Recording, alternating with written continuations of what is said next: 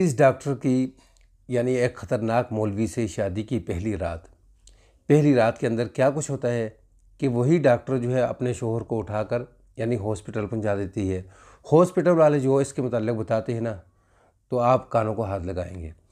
अस्सलामु अलैकुम वरहमतुल्लाहि वबरकातुहू। मेरे मोअज़्ज़ज़ नाज़रीन कराम, ये वाक़या कुछ यूँ शुरू होता है कि ये जो लेडीज़ डॉक्टर होती है ना, यानी इसके अपने वालिदैन वफ़ात पा जाते हैं।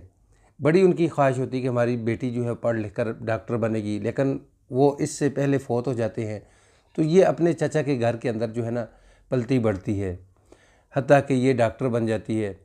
फिर उसके बाद एक दिन चचा जो है अपनी भतीजी को बिठाकर समझाता है कि देखो कि मेरी भी अपनी बेटी हैं, अगर मेरा बेटा होता तो मैं आपका रिश्ता अपने बेटे के लिए कर देता, लेकिन मेरी अपनी बेटी है तो बेटा मैं आपके लिए जो रिश्ता ढूंढूंगा किसी अमीर घर का नहीं ढूंढूंगा, क्योंकि अमीर घरों के जो होते हैं ख्वाहिशात होती हैं, जो डिमांड होती हैं, वो हम पूरी नहीं कर सकते। तो इसलिए मैं कोशिश करूँगा कि आपका रिश्ता जो है वो अच्छा भी हो, दीनदार भी हो, लड़का भी पढ़ा लिखा हो।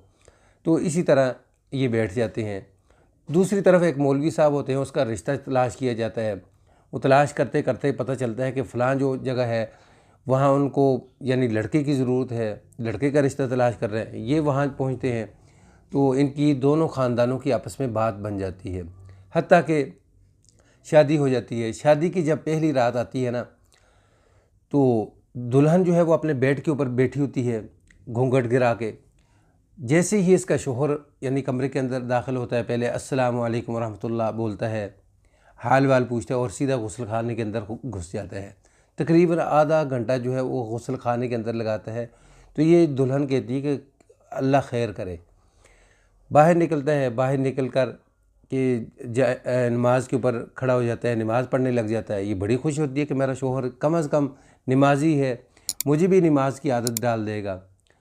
नमाज से फ़ारग होता है तो ये यानी जैसे ही मौलवी साहब इसके करीब आकर बैठते हैं तो इसके हाल वाल पूछते हैं, तो मुंह दिखलाई के अंदर जो है ना एक अंगूठी रिंग जो होती है ना वो पेश करता है कि ये मैंने आपके लिए लिया है। घर के अंदर मौलवी साहब का और कोई नहीं होता, घर एक छोटा सा अपना इसका अपना घर होता है ज़ाती। तो उसके अंदर ये दोनों अब अकेले हैं, सारे रिश्तेदार जा चुके हैं। तो उसके बाद मौलवी साहब जो है वो अब बैठे हैं, दुल्हन की तरफ देख रहे हैं। तो दुल्हन जो है वो देख रही है कि कब मेरा घूंघट उठाए। तो अब दुल्हन कहती है कि मौलवी साहब बस आपने बातें करनी है या घूंघट भी उठाना है? कहता अच्छा अच्छा अच्छा, मुझे पता नहीं था, मैं भूल गया। खैर ऐसे जब घूंघट उठाता है ना तो उससे नीचे गिर जाता है। फिर वो दोबारा उठा के ऊपर रखता है तो देखता है, कहता है माशाल्लाह माशाल्लाह, सुभान अल्लाह सुभान अल्लाह। तो दुल्हन बड़ी खुश होती है कि मेरा भाई बड़ा अच्छा प्यारा शौहर है।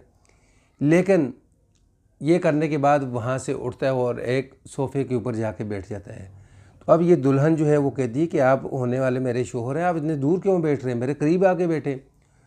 तो ये कहता है कि दरअसल में मैंने कभी मुहतरमा ज़िंदगी के अंदर किसी गैर महरम औरत को देखा नहीं है, मैंने उसकी तरफ नज़र नहीं उठाई है, मैंने कभी किसी के साथ फ़ोन के ऊपर बातचीत नहीं की है, तो इसलिए मुझे जो है वो शर्म आती है। औरत कहती है शर्म तो मुझे आनी चाहिए, दुल्हन कहती है, लेकिन शर्म मेरे दूल्हे को आती है। तो नाज़रीन वो कहती कि मैं कपड़े चेंज करा के आती हूँ। कपड़े होते हैं वज़नी होते हैं, आपको पता है कि दुल्हन के कपड़े चेंज कर जब वापस आती है तो आकर जब लेट जाते हैं, मौलवी साहब सोफ़े पे लेटते हैं, उनको बुलाती है कि इधर मेरे करीब आओ। उधर लेट जाता है। मौलवी साहब जैसे लेटता है, मौलवी साहब जो है ना बेहोश हो जाता है। तो मौलवी साहब को दुल्हन जो है ना वो क्या करती है, गाड़ी घर में खड़ी होती है इनकी अपनी, तो उसके अंदर साथ किसी को कह कू के गाड़ी के अंदर डालती है और पहुंचा देती है हॉस्पिटल, जिसके अंदर खुद डॉक्टर होती थी। लेकिन जो आगे रिसीव करने वाला होता है ना, वो बंदा इस डॉक्टर को पहचानता नहीं। तो अब इसको जब एमरजेंसी के अंदर दाखिल किया जाता है तो डॉक्टर जो है वो आके सारी हकीकत बताता है कि इसके साथ क्या हुआ है। तो उसने कहा कि इसके साथ क्या हुआ है, इसकी अभी शादी हुई है, यानी इसको पता है और इसकी बीवी को पता है। उसने नहीं बताया कि मैं इसकी बीवी हूँ, लेकिन कहता है कि ये भाई साहब तो जो है ये बिल्कुल ख़त्म है, ज़ीरो है, ये तो शादी के लायक ही नहीं है। तो वो वहाँ बैठ के फिर सोचने लगी कि अब मैं क्या करूँ। खैर कहती है कि मैं फिर खुद हूँ डॉक्टर हूँ, चलो मैं कोशिश करती हूँ कि यार इसको ज़िंदगी के अंदर अपने साथ चलाऊँ, लेकिन मैं कब तक इसको साथ चला सकती थी। तो वापस जब उसको दवाई वगैरह दिलाकर घर लेकर आई, तो आकर मैंने सब कुछ पूछा कि मौलवी साहब आप तो झूठ बोलते थे कि आपने कभी गैर महरम औरत की तरफ नहीं देखा, किसी औरत के साथ, लड़की के साथ बातचीत नहीं की। तो ये तो हॉस्पिटल के अंदर अपना आपका जो जितना भी काम था वो सारा खुल गया है कि ये तो पिछली ज़िंदगी इसकी तबाही और बर्बादी वाली है।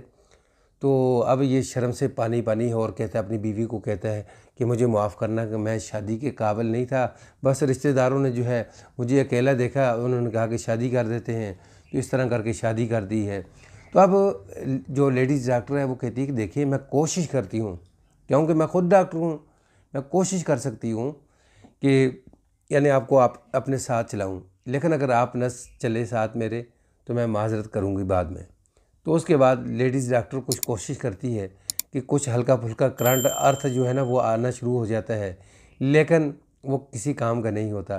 तो फिर बिला आखिर ये बेचारी लेडीज़ डॉक्टर जो है वो अपने जाकर घर वालों को, चाची को जो है वो बताती है कि ये मामला है, मैंने बड़ी कोशिश की है लेकिन ये मेरे बस से बाहर है, तो आप मुझे तलाक ले कर दें। तो नाज़रीन, उसके बाद क्या होता है कि ये लेडीज़ डॉक्टर तलाक लेती है और आगे निकल जाती है। ये वाक़ई स्टोरी अगर आपको पसंद आए तो इसको आगे शेयर करें, चैनल को लाइक करें, सब्सक्राइब करें। अस्सलामु अलैकुम वरहमतुल्लाहि वबरकातुहू।